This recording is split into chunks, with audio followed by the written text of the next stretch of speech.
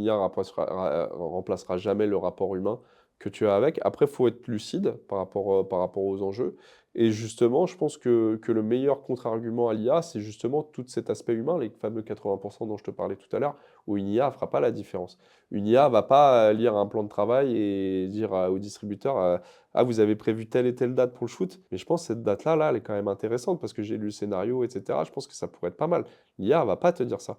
L'IA ne va pas anticiper avec une régie ou avec un réal ou avec un comédien sur place le shoot. Donc, ce rapport humain qu'on a là au moment où on se parle, une IA ne fera jamais ça. Donc, je ne suis pas forcément inquiet. Après, je ne vais pas vendre de rêve. Le métier de photographe plateau, c'est un métier de niche. Enfin, faut dire les termes. Euh, on n'est pas beaucoup, je pense, en France à vivre de ça. Je parle en revenu principal. Il n'y a pas de clé particulière. Donc voilà, il n'y a pas forcément d'école, il n'y a pas forcément de formation. Après, la meilleure école, la meilleure formation, c'est la passion et bosser, quoi. Enfin, tu vois, mais c'est pas un métier où tu vas envoyer des mails, où tu vas candidater. C'est plutôt un métier où on te remarque et qui va fonctionner en bouche à oreille. Ouais. Donc voilà, mais c'est valable pour la photographie en général. Faut vraiment te lancer là-dedans si tu as la passion.